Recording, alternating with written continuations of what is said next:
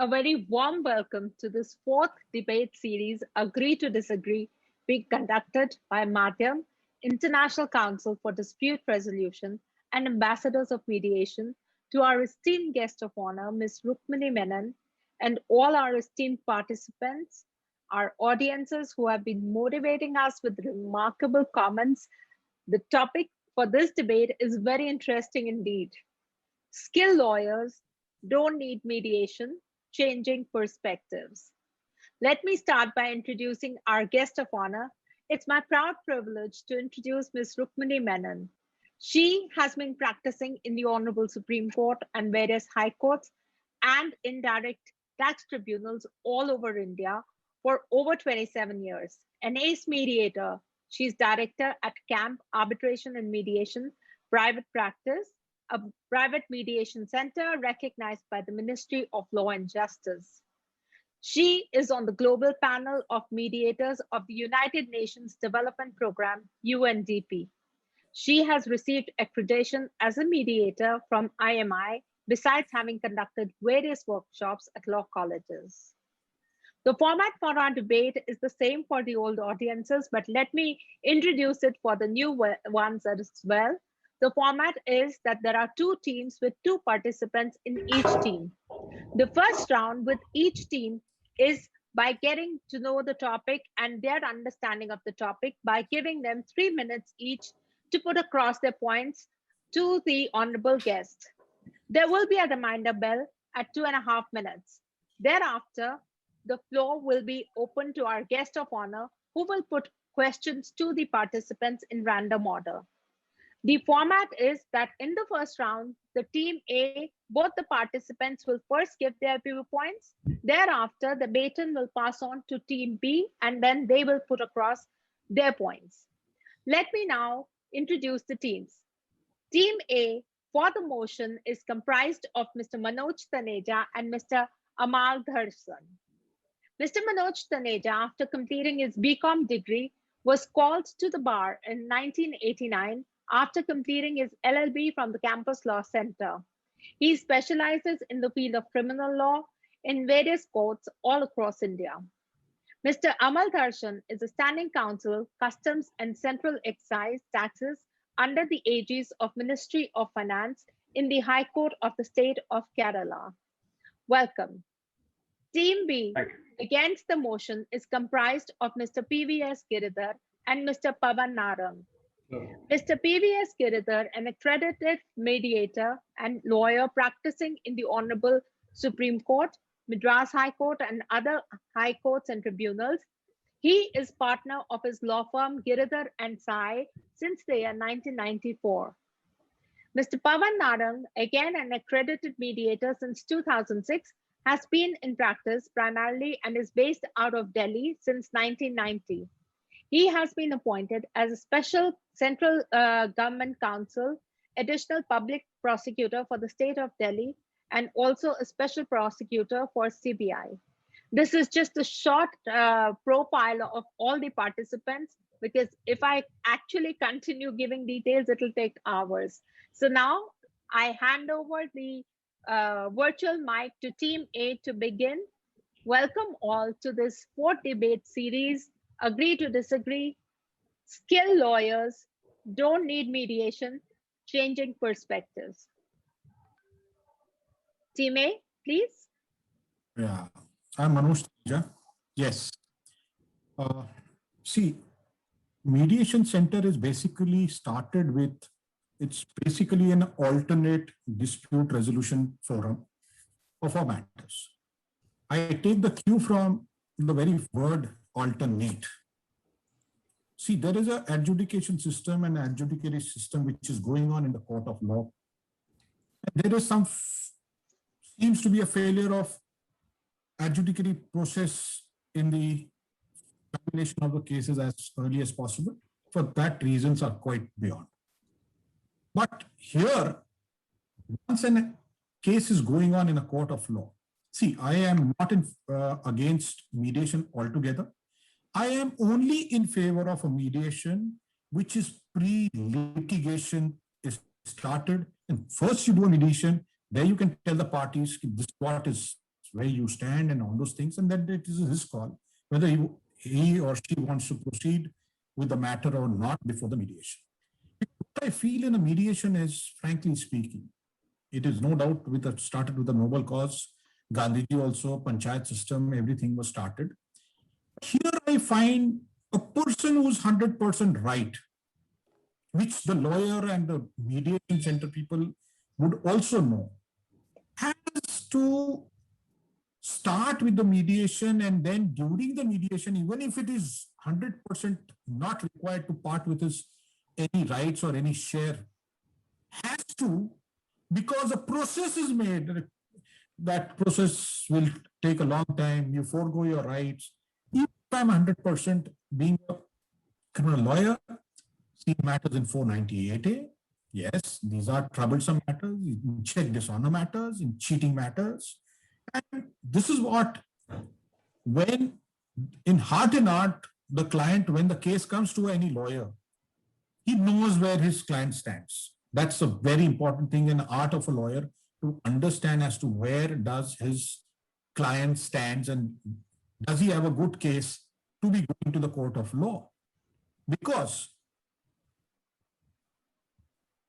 even if the person, the wrongdoer, is the best person suited for all these things, and he'll agree for mediation because he knows he can delay the proceedings.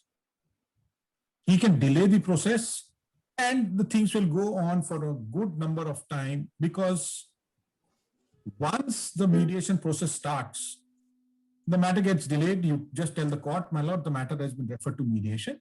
Please refer. And the dates are given and all those things. And the most important and the most difficult thing that I find is that you really want to have people with impeccable integrity. Not every, yes, there are very good mediators we have come across in Delhi High Court. At least I know about my friends in Delhi High Court. But there are bad people also. Means there are things which we have never even thought of, that a mediator is doing this way, a mediator is doing this way, which hurts. That's not good. Because I still remember when I was young lawyer, I was appointed as local commissioner. And when I went for local commissioner, the person I had gone for the plaintiff, or with the consent of both the parties, they knew what my role was and what the court had asked me to do. And when I was preparing my report, the other side would come, sir, aisa hai, isme aise kar lo. Please, this is what I said. Please, I have come here to watch myself, complete my proceedings. You are just a witness. I'm going to do ABC because I'm an officer of the court, and basically I'm a court on wheels, which I've come to do justice.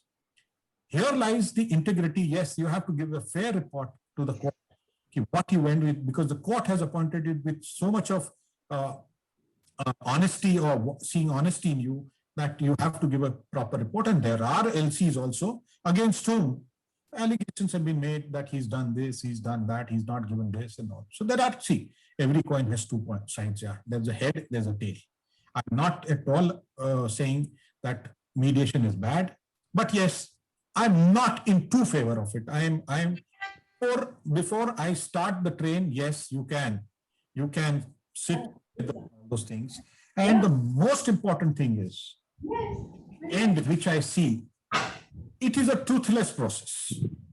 You spend 6 months, you spend 8 months. There is no reasons to be recorded as to why the mediation failed. The time was lost. No doubt the efforts were made. The same thing is there here also, because you can't draw any adverse inference, you can't give any good reasons. Even if you are a very good trained mediator, the mediator comes to know as to which party is playing, who's right and who's wrong. Same role is of the judge. Same role is of the judge. So here as a mediator, you're playing a role of a judge or an arbitrator, like arbitration, where you have trained arbitrators or retired judges and whatever, people with expertise. But here, since there is no adversarial consequences which flow from the failure of it, is also one of the biggest drawback. And unnecessary, the rightful person is forced to be participating in the mediation, where even when he comes and says, no, but the mediator would try and impress upon, no, we'll do it. Now look at the check dishonor matters. Recently, day before, Delhi High Court has come out with directions on the basis of the directions given by the Supreme Court that you do A, B, C, D, E, F, G. Directions have been coming on since long years. The courts are helpless. It is taking time, yes, time taking, consuming. That neither you can help it, neither I, which the government has to do and the judiciary has to do to fill the case in. But to have this alternate dispute, you're putting something at stake about the adjudicatory process, which is based on rule of law, rule of evidence, where the person who knows doesn't have the right, he can't stand in the court of law, he is bound to lose. He comes forward and agrees, I'm ready for mediation. So I have certain reservations for this. That's my comment, the starting comment. Thank you. Mr. Amal, please. Yeah. So adding to what Manoj sir has told, see, I also believe skilled lawyers do not need mediation as such. Why? Because skilled lawyers can themselves become mediator. Mediator in the sense, what I would again replace the term skilled lawyer. When does a lawyer become skilled lawyer? Because he also acquires certain qualities of mediators, negotiator, or a conciliator. He is the best person to understand his case than a different person or an institutional mediator who got experience only in mediating things. So he'll understand his case at best. He'll understand what are the pros and cons, and he is the best person to give a better leverage, put a better leverage on the other side and put forth a mediation or not. So as such, there should not be another institution which should be spending on mediation as such. It can definitely be that person, that lawyer, who has better interest to protect the client's interest, to definitely focus on what could fetch the client more better and put that thing with the opposite lawyer. There is only a restriction to speak with the opposite client. There is no restriction to speak with the opposite lawyer. You can always have a word with the opposite lawyer and then come to a better conclusion as to what could fetch you a better deal than another independent person who does not have any knowledge of your case would be coming in the midst of some process. Let's say it might be in the appeal stage, or it might be in the after taking the evidence or prior to evidence. Mediation can be called at any time, as presently that is happening in our legal system. So once this person steps in, as Manoj sir has rightly pointed out, this will definitely create a lapse of a lot of time. It will just involve more of time. But rather, the two lawyers who are involved in this case are the best person to judge themselves. So if they can put more words and sit around the table and then talk, we need not spend time, effort, and money and energy for another process of mediation. It can definitely be an additional thing for a skilled lawyer. A skilled lawyer can very well negotiate it. As such, mediators don't have any legal capacity to come to any conclusion or bring out a legal verdict like a tribunal or a lok adalat or something. Mediators just try to come to a conclusion.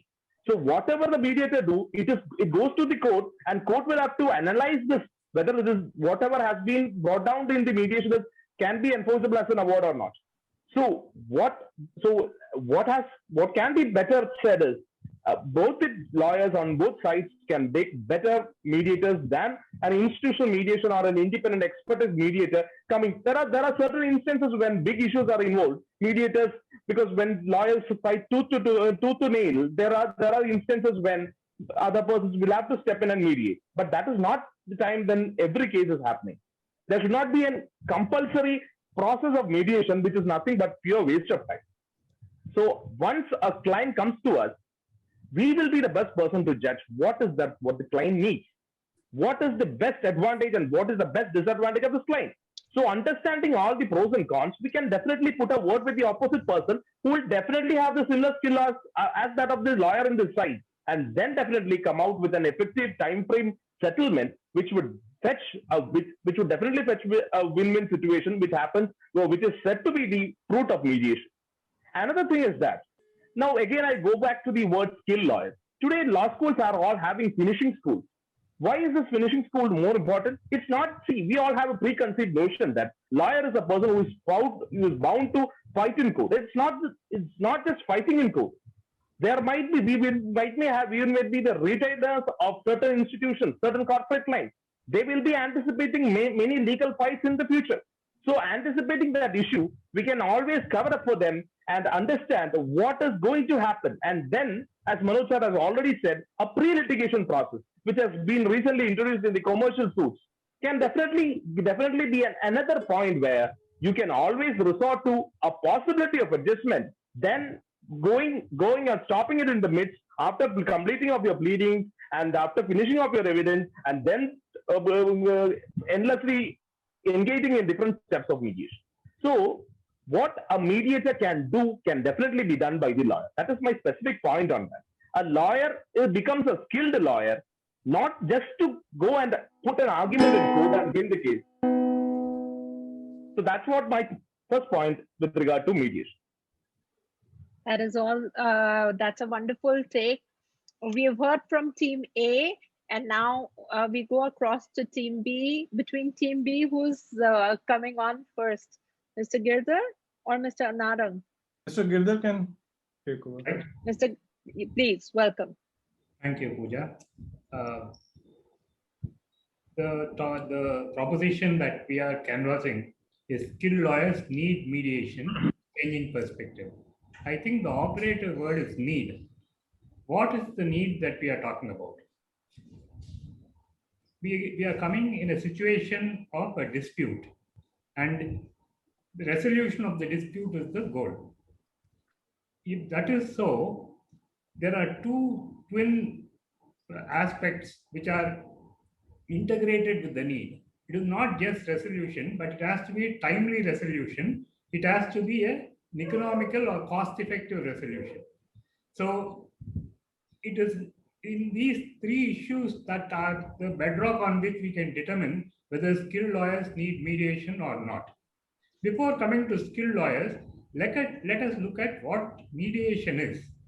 All of us know there is no need to define that mediation is a voluntary process where interests of parties rather than legal rights of parties are looked at. Parties are at the center of the resolution process as opposed to lawyers who lead and represent clients.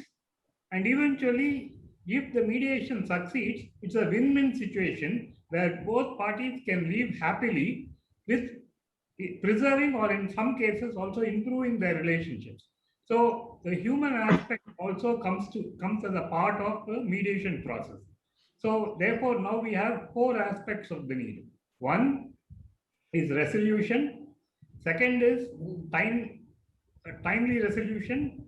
Third is cost effectiveness. Fourth is preservation of human relations.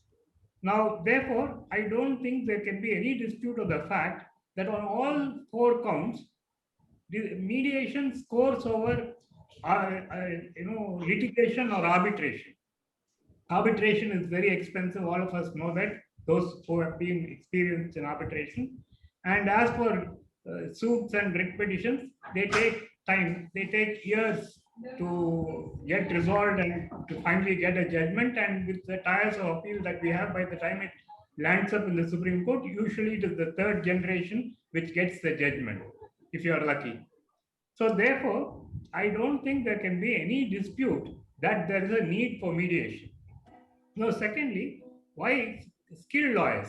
Why do skilled lawyers need mediation? Who's a lawyer? A lawyer is a professional, and in the Indian context, the only profession which is mentioned in the Constitution of India, Article 22 of the Constitution, mentions the service of a lawyer as a right of an accused person or a person in detention, and add to this Article 21 personal liberty and Article 39A equal justice, we come in and play a central constitutional role.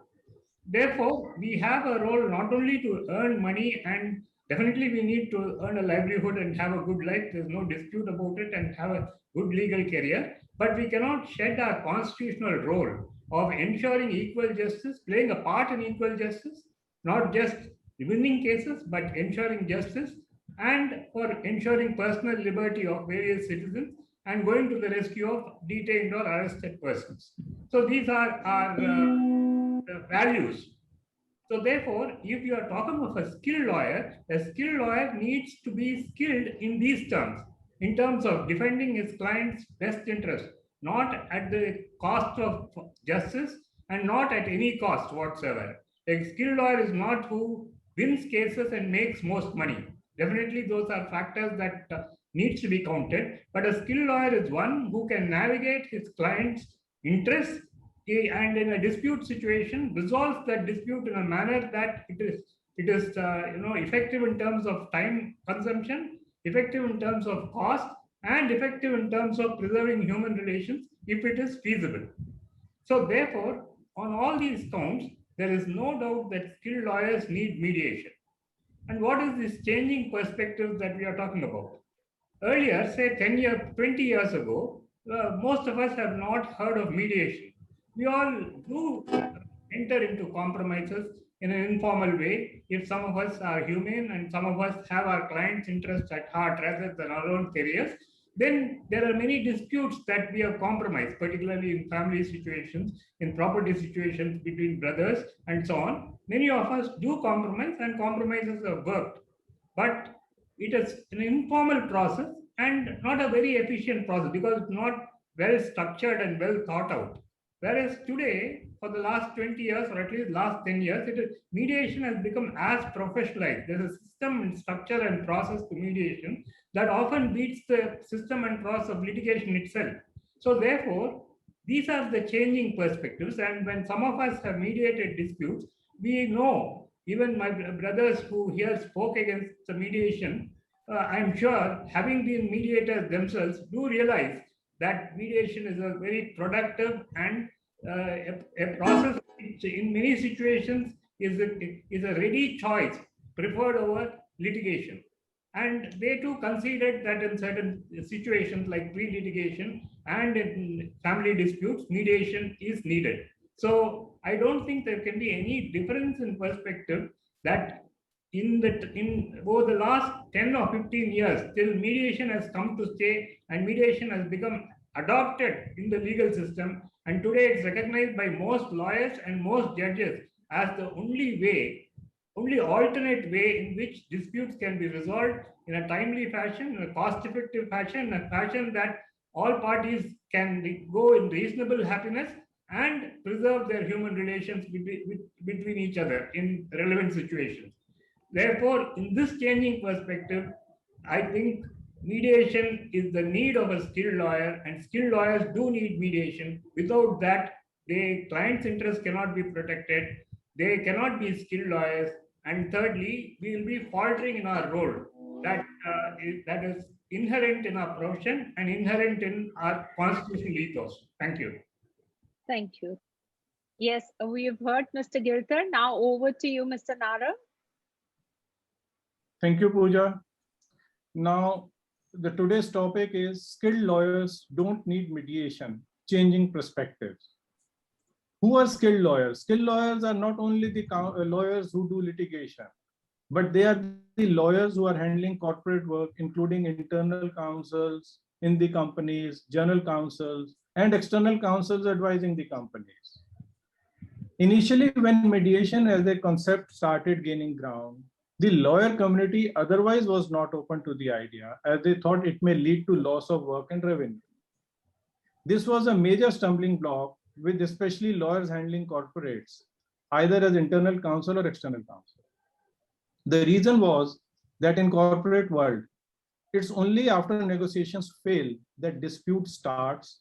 And once a dispute gets escalated, it is very difficult for both internal as well as external counsels to suggest mediation to the board, fearing loss of face and potential clients. However, now with passage of time, situation has started changing. Firstly, with introduction of mediation as an attempt to resolve issues, whether ARB, Med-ARB, or ARB-Med, or Med-ARB, both internal counsels and external counsels handling corporate clients have started understanding the advantages of mediation, and this is becoming a sale point for mediation in corporate world. Secondly, with difficulties being faced in getting arbitrations award executed in various jurisdictions, now the realization is there that if any settlement has to happen at execution stage, then why not initiate this process through mediation at initial stage itself to mitigate cost factor. Thirdly, the recent trend of corporates involving pre-litigation mediation process in settling their disputes with distributors, small debtors, IPR related issues. Many skilled lawyers have started getting involved in this process and understanding what mediation is all about. Fourthly, with senior advocates showing inclination to undergo mediation training is a positive step and will ensure change of perspective and reflect in adaptation of mediation as preferred platform for settlement of large commercial disputes. Lastly, for internal counsel, once they start realizing that mediation being a cost-effective mechanism to attempt a settlement, under their pressure or instructions, the so-called skillers will have to change themselves with time, and that process has already started. It's for skilled lawyers to understand that ultimately it is not the delayed resolution in a matter that brings accolades, but early, cost-effective, and successful resolution, which is a win-win situation for both the parties, brings accolades and more work. This change of perspective, in my view, has started gaining ground and is like a work in progress. Even if substantive number of lawyers accept mediation as one of the options for dispute resolution, then it can be considered as a giant stride for the concept and change in perspective of skilled lawyers towards the idea which is known as mediation. Thank you. Thank you so much. Now I invite our esteemed guest of honor, Ms. Rukmini Menon. Ma'am, the floor is all yours. The virtual platform is all yours, please. Thank you. Thank you so much, Pooja.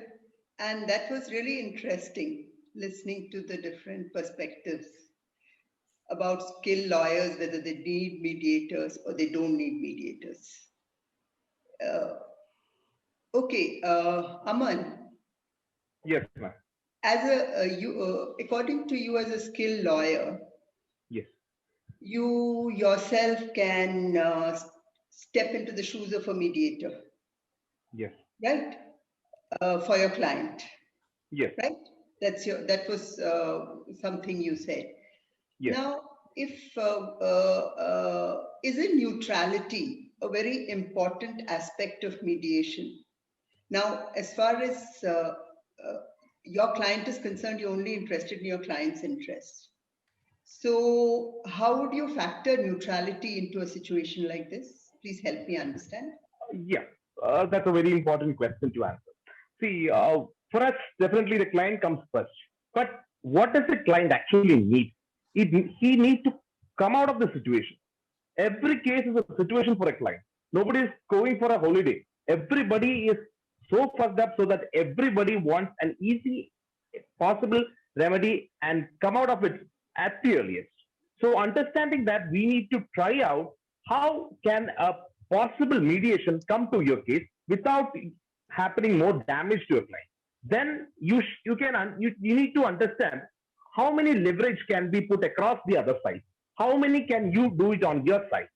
You are the best person to understand your problems of the client, the problems of your client, as well as the issues of the opposite client, because you are the master of the case by that point of time.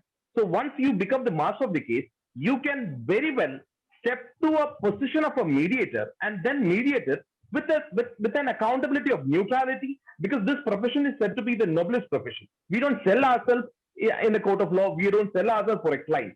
We seldom take any of those, but we definitely fight for the client. So for what is best for the client can definitely acquire through a mediation or a settlement than in court. That is definitely that we all say the future litigation, the time lapse, everything. So certainly the best person who can understand the pros and cons of a client and definitely convince the client, because another client psychology which I would like to put forth is that client does not believe anybody other than the lawyer. So once the client steps to a room of a mediation, he is doubtful as to the mediator is so sided to the opposite side. This can definitely, I have myself witnessed in many cases where the client come back and complain to me that the mediator was so one-sided. Because the problem is not the mediator's one-sided, because the client himself feels that he is not secure in the room without his lawyer.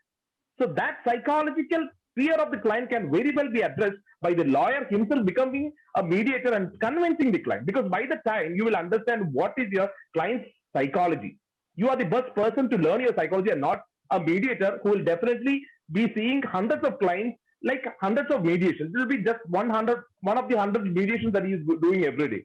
So you are dealing with this person for quite number of time, of quite some period. So you can very well understand the emotions of the client, but you don't get so much emotionally attached to the case, but your client is, and you can very well balance that. And therefore, I can definitely step into the shoes of a mediator with a good amount of neutrality.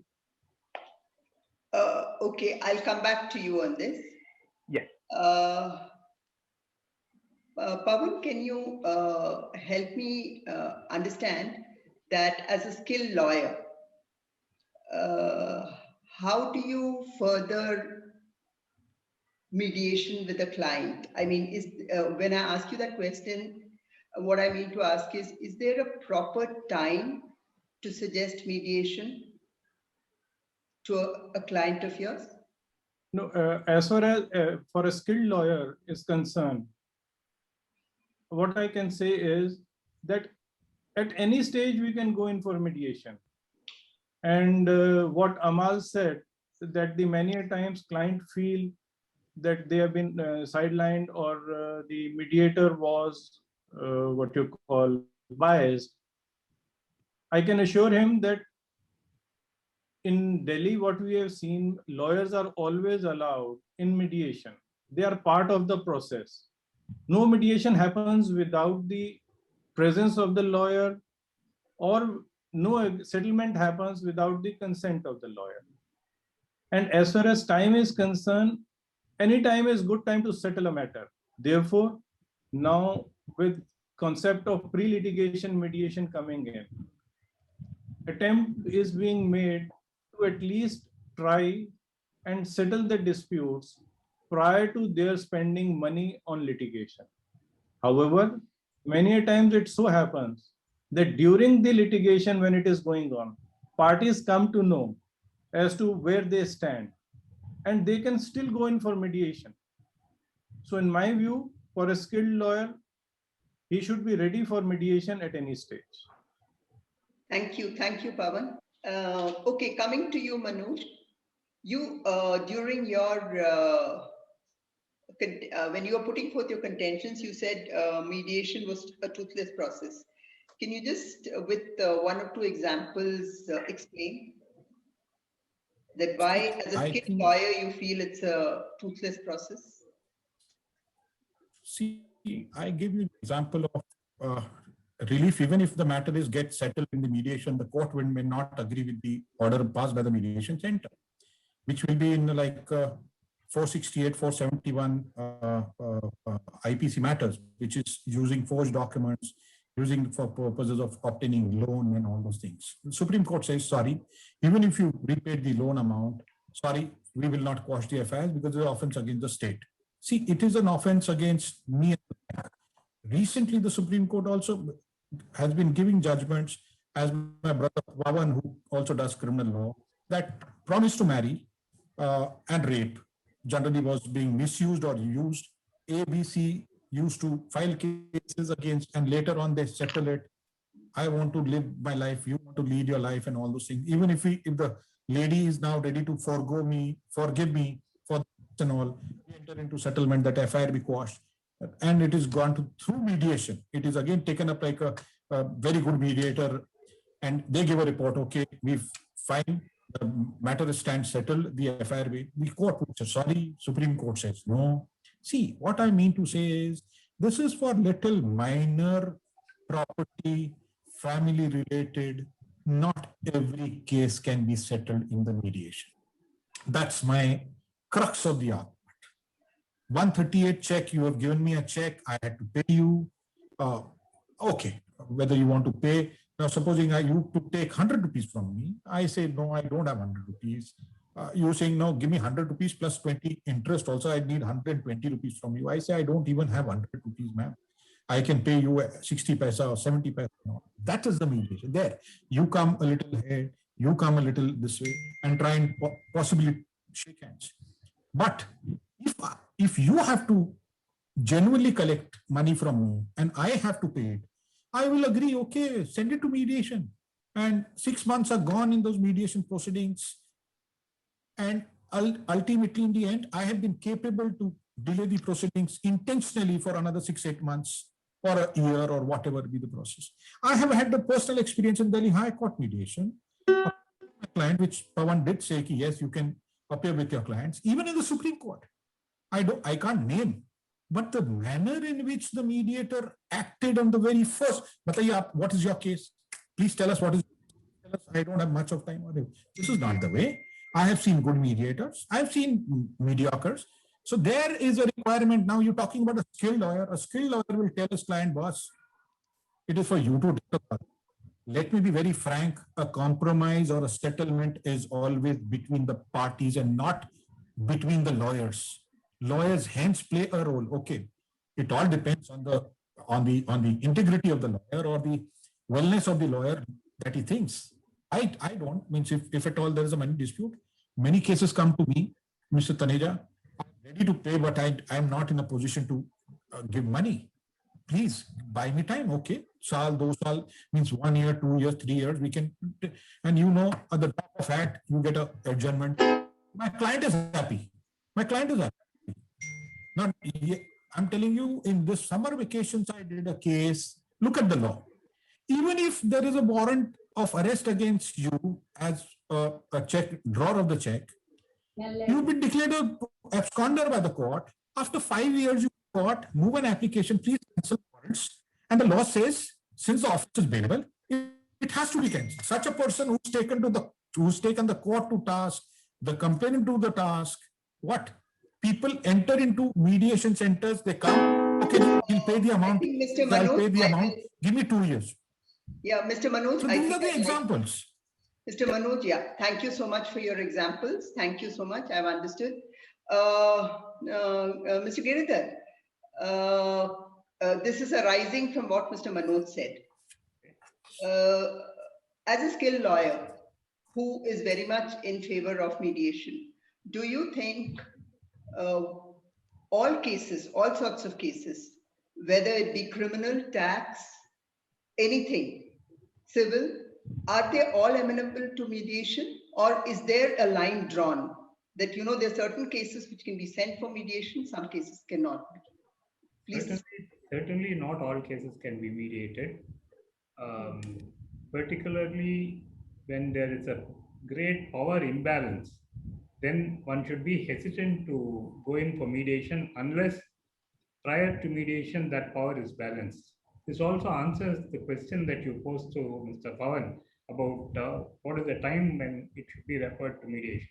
Let us say a client comes to me. I may conclude that this is a dispute which can be settled by mediation. But will I immediately refer him to mediation? No. I will ensure that if necessary, I will issue a legal notice. If the other party has issued, then I will counter that and have sufficient evidence in place and sufficient precautions I take so that should the mediation fail, then my client will have something to fall back upon. By the very nature of mediation, as in the case of arbitration, certain disputes cannot be mediated. For instance, the validity of a trademark or a patent is not amenable to mediation. Although in the case of licensing of patents, cross-licensing and so on, it is possible to mediate. Similarly, you can agree during mediation for a divorce settlement, but the divorce itself will have to be granted by the court. So I'm sure even in a complex dispute, there are certain elements which can be mediated, and there are certain elements which cannot be mediated. I was thinking of Mr. Manoj's illustrative examples where, despite his efforts, because it was a criminal process, the courts declined to recognize the settlement.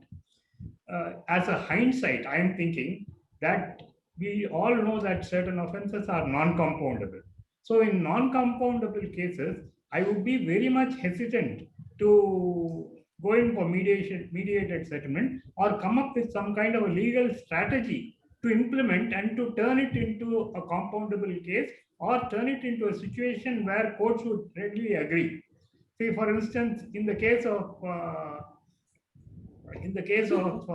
forged document, once an FIR is registered, it is the IO's prerogative to go forward. The courts need not come into the picture.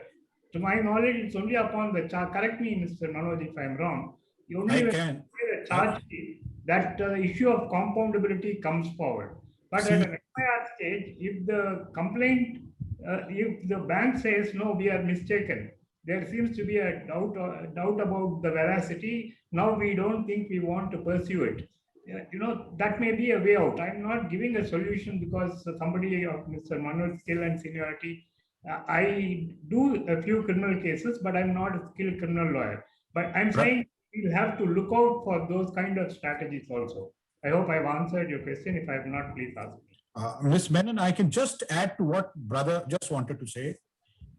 Just a little bit of interpretation here. See, there is a compoundable offense, there is non-compoundable offense. We all know, all criminal lawyers. But the power of quashing under 482 is quite high as compared to the Supreme Court has laid down, even if the offense is not compoundable, because the language of 482 CRPC says in the interest of justice and the aims of justice. Now, if I have paid the entire amount to the bank, and as per our agreement, there were judgments earlier that I did forgery for the purposes of cheating.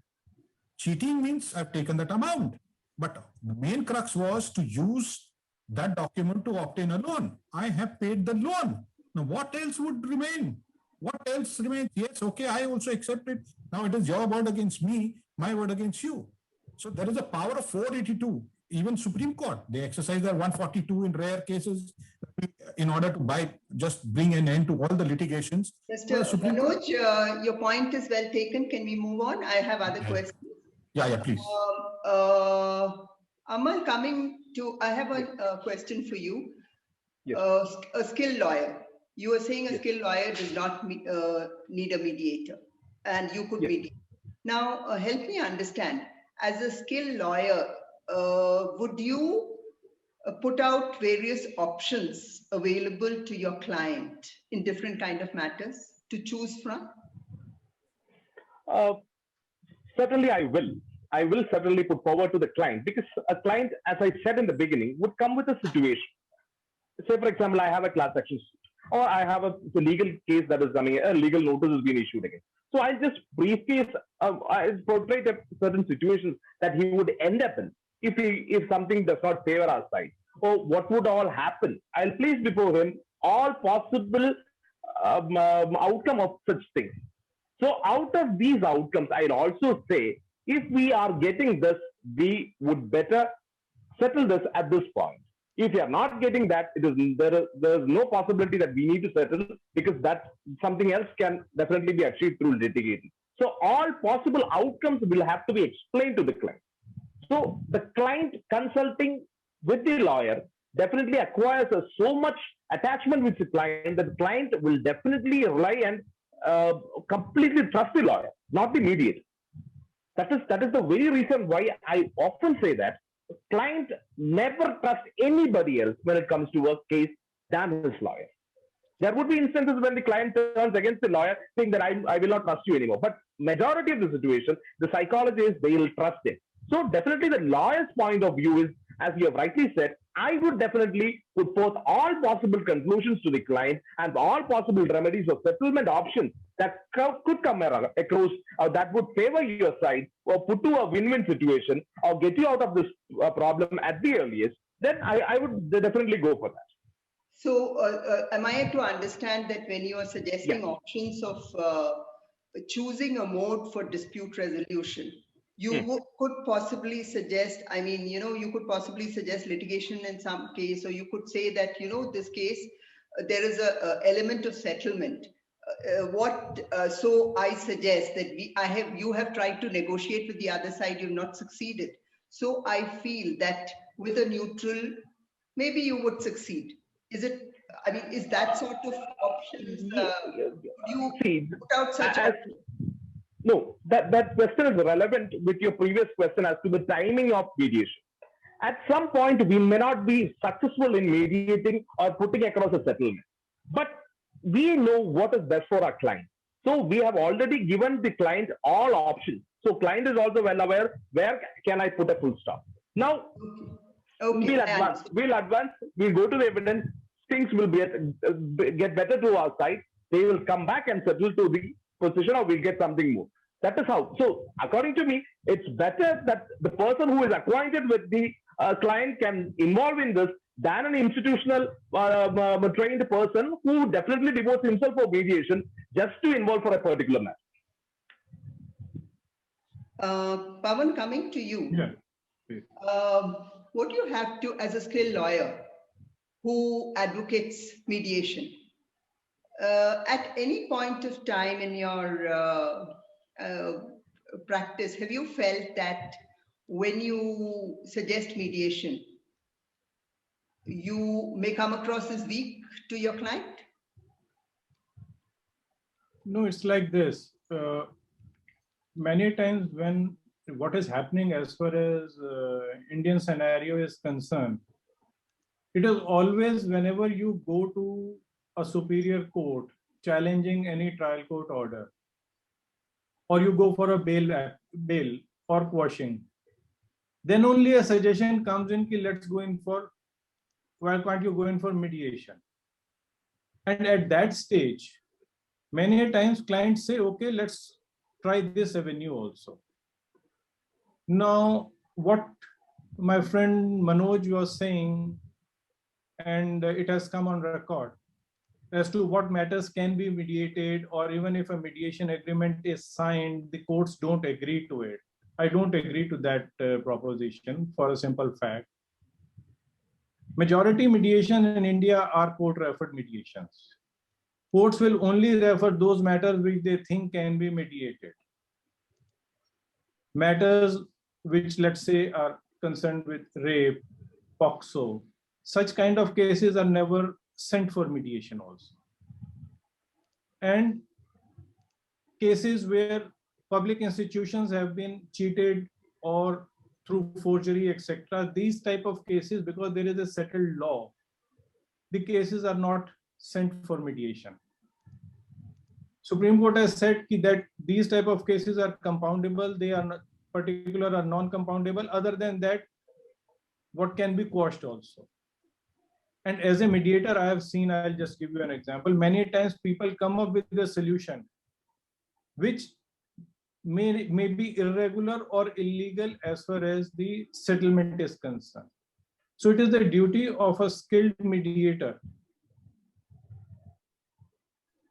to see that what is being suggested by either a party or a skilled lawyer should not go on record, which may lead to the High Court or Supreme Court saying that this mediation agreement cannot be accepted. So therefore, the chances of a mediation agreement being rejected will be very less. Yes, many times they get rejected, but they are not a minuscule of the matters. It is for the mediator to see. Now, as far as pre-litigation mediation is concerned, pre-litigation mediation majorly is happening in commercial matters, or to some extent, people have started using this mechanism in family matters like for divorce, etc. There, all this pre-litigation happens prior to registration of any criminal matter. So there is no question of any court rejecting that mediation. And in such kind of cases, many a times, as a lawyer, you can easily suggest to the parties, let them go for mediation, because what happens is, even if mediation happens now or 5 years down the line, majority of the matters get settled, especially which relate to these family matters like divorce, etc., or check dishonor matters, which in any case, if the accused is a professional cheater, then no, but when there is a genuine dispute which can be settled, lawyer-tenant disputes, such type of disputes can be settled in pre-litigation, and that is how it is now picked up. Thank you, Mr. Pawan. Mr. Giridhar, one question to you, then I'm just putting one question to all of you. I would like you to. Mr. Giridhar, this is coming from, I think, what either Giridhar or either you or Pawan said. Do you think, as a skilled lawyer, when you suggest mediation, that you lose revenue? Under certain circumstances, I may lose revenue, but I think as ethical lawyers, we look at the client's needs most of the time. And in overwhelming number of, in a given case, you may lose revenue. But in an overall sense, revenue is never lost because that client will come back to you. He will also recommend other people. And I've seen it in my experience. So that's not a threat that I've ever perceived. So, so I understand that when you do, as a skilled lawyer, when you do advise your client, it's not always your fees, which is the consideration, is your ethics as a lawyer, which plays that what is best for your client in a given case, right? Let me put it this way. One has to be smart also as a lawyer to protect his own revenue, not at the expense of the client, but see, if the client comes and I look at his or her case and I perceive that mediation may be a solution and litigation also gives certain options, I may not suggest mediation immediately. It depends also on what I assess as the psychology of the client, the extent to which he or she is prepared, and so on. And on that basis, I suggest at an appropriate time. In a given case, if I feel that, so for instance, there are regular clients of mine who know me very well. So if I say that, like Amal was pointing out, clients who trust us totally, I may straight away say this can go for mediation. The client will accept what I say. But client retention is also an important aspect which I would take into consideration on pragmatic grounds. Okay, thank you, Mr. Giridhar. Pooja, can I just ask one last question? Of course, ma'am. Please, it's a pleasure to. This is a very interesting debate. Please, ma'am. Please. One last question to all of you. I just want you to say, give me a one-line answer for this. As skilled lawyers, whether practicing in the criminal side, the tax side, of course, in India, tax matters cannot get mediated. Whatever your area of expertise is, when it is, do you feel as a skilled lawyer in your practice, it is possible to have room for litigation, arbitration, and mediation? Is it possible? Pawan, what do you have to say? Can you repeat that question, the last part? Yeah. Is it possible for a lawyer to incorporate all these three things into the practice: litigation, arbitration, and mediation? Pawan, can you go first? You know, if we see the Indian scenario, there is no specialization for a lawyer. In international jurisdiction, you go, you are many a time asked in what field you want to practice. So here we are, I think so, most of us are practicing in all type of fields. So as far as, let me say, I'm concerned, I've been doing mediation, I've been doing litigation, I've been doing arbitration. And at one stage, the situation is now coming in, wherein what you see is that there has to be some convergence of these three fields. And that's what is happening. Now, pure arbitration is now involving mediation also. Many international centers, like let's say Singapore Arbitration Center is now cooperating with Singapore Mediation Center. So their arbitration start, it goes for mediation, comes back for arbitration, thereby meaning whatever is settled in mediation gets the cover of an arbitral award. So that way, I think so at one stage, especially on civil side and commercial matters, all these three spheres or streams will flow together. Thank you. And will be benefit for the, it will benefit the clients only. Thank you. Mr. Amal, what do you have to say as a lawyer? I would definitely invite that point, because certainly we should have a room for all of this. But the problem is that the systemic support and the system should definitely change. For example, I'll just draw one instance in a quick time. Like a person who refers a matter or tries to mediate it and solve the issue at the first is also having a disadvantage of ensuring a good paycheck at that point. That same lawyer who tries to complicate the issues to a far extent gets a better check amount from the client, stating that things are very complicated. I need to employ a lot of skill and time for your case. I need more money. But actually, what the client is getting is we are getting out of the problem. But a client is normally the client and the system feels that once it is out of mediation, the lawyer does not play a role at all. But it is not that. Not the system has to change. Unless the system changes, the lawyers will not completely accept mediation as a part of this litigation and will not give the room or open the door for the mediation to step into the litigation. Thank you. Giridhar, do you have in your practice room for all three? Yes, as a matter of course, we in our firm, we have all the three, and all the three have had varying degrees of success or failure. And I appear for GAIL and ONGC and some oil majors, and bulk of the disputes are settled by arbitration. But in the middle, I mean, in the middle of the arbitration, there's always room for settlement, and some cases have been settled. I just want to take an issue with your statement that tax disputes can never be mediated. In fact, there's a settlement commission where central excise. No. I'm aware of that, Mr. Giridhar. Yes. Tax matters are settled under the Act. There's no mediation per se.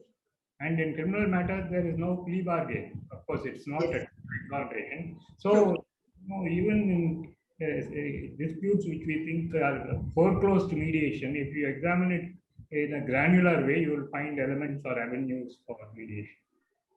Thank you. What about you, Manoj? What do you, in your practice, you, of course, I don't know whether I should be asking you this question because you said you do only criminal matters.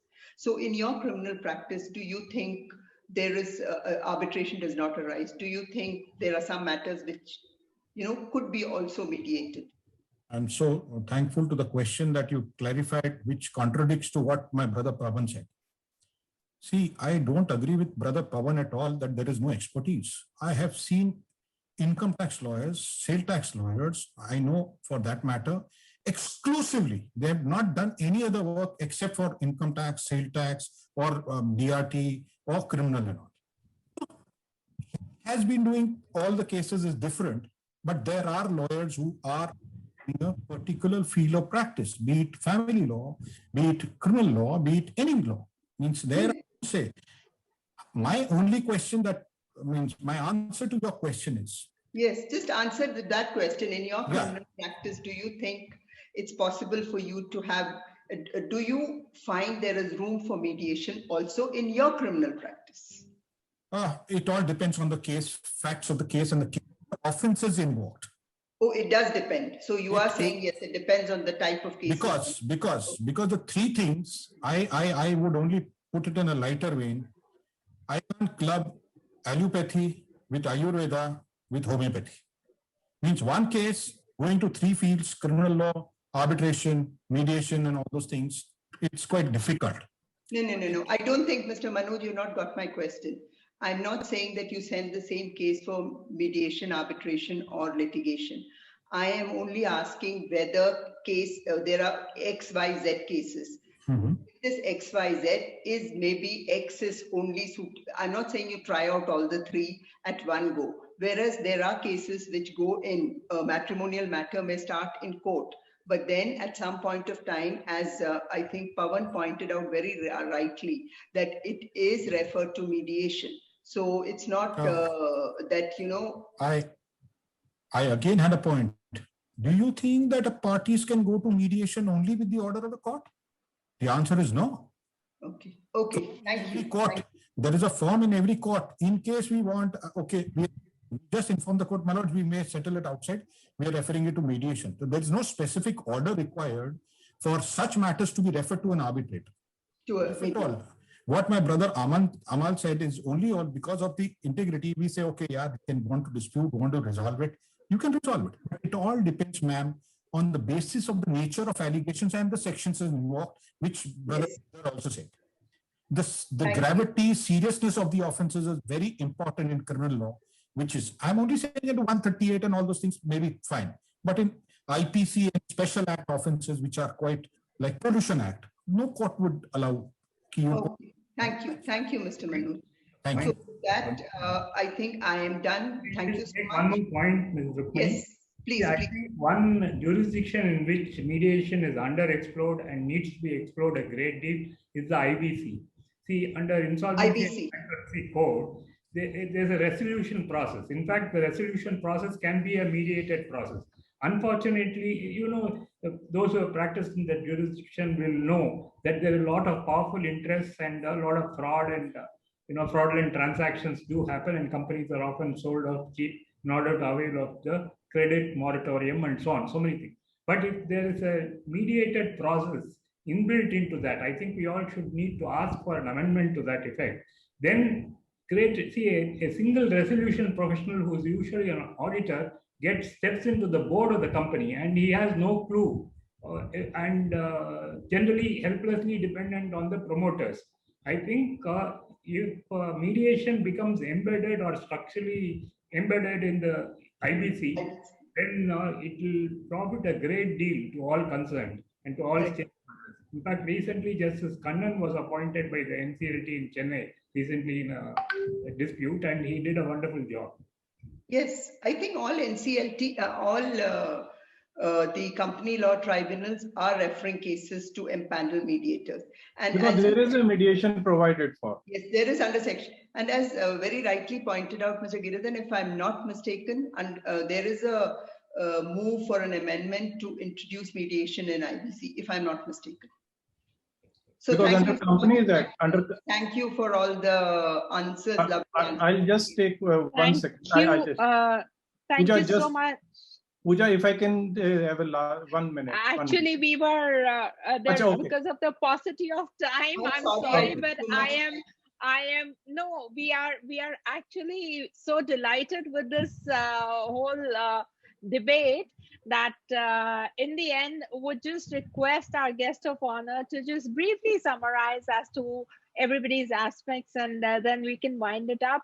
Sorry, Pawanji, we'll call you on another time because I know you are all such ace lawyers and mediators that you have so much to add and so much of value. So apologies. Please. No, I just wanted to clarify what Manoj said. In certain international jurisdiction, you have to give a certificate that in which field of law you want to practice. You can't practice beyond that. Yeah. Thanks.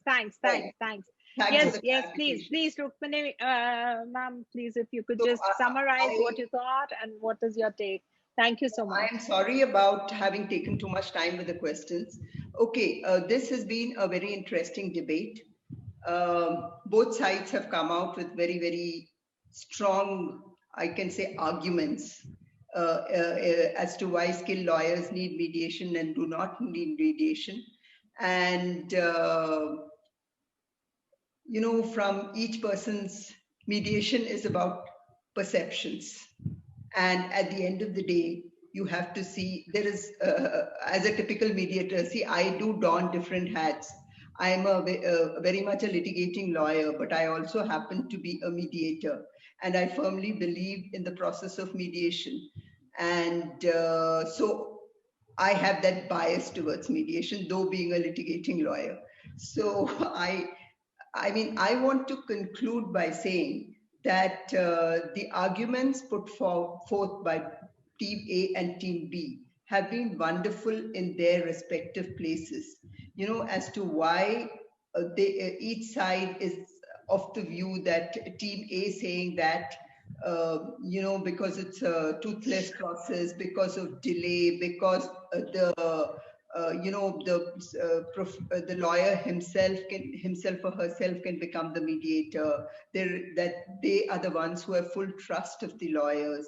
So a skilled lawyer does not need a mediator. Whereas coming to Team B, they have strongly advocated that it is the duty of lawyers, skilled lawyers, to make sure that their clients at the end of the day have are able to resolve their dispute in a time efficient and cost efficient manner, and there is self-determination by the parties, and this gets resolved in a much faster way.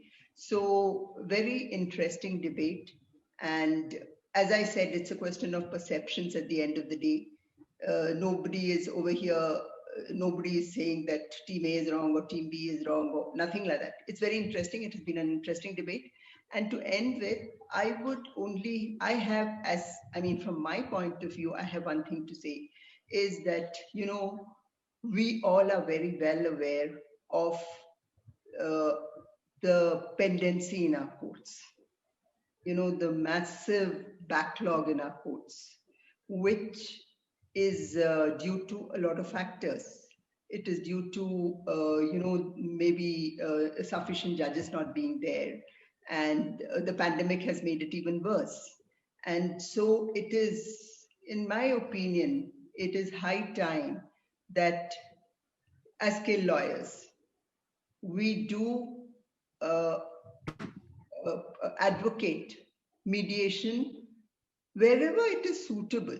Wherever it is possible, yes, we do push for mediation. And at the end of the day, it's a voluntary process. It's entirely up to the clients. But suggest mediation to your clients. Where you think it's a case fit for mediation, let the client make a decision.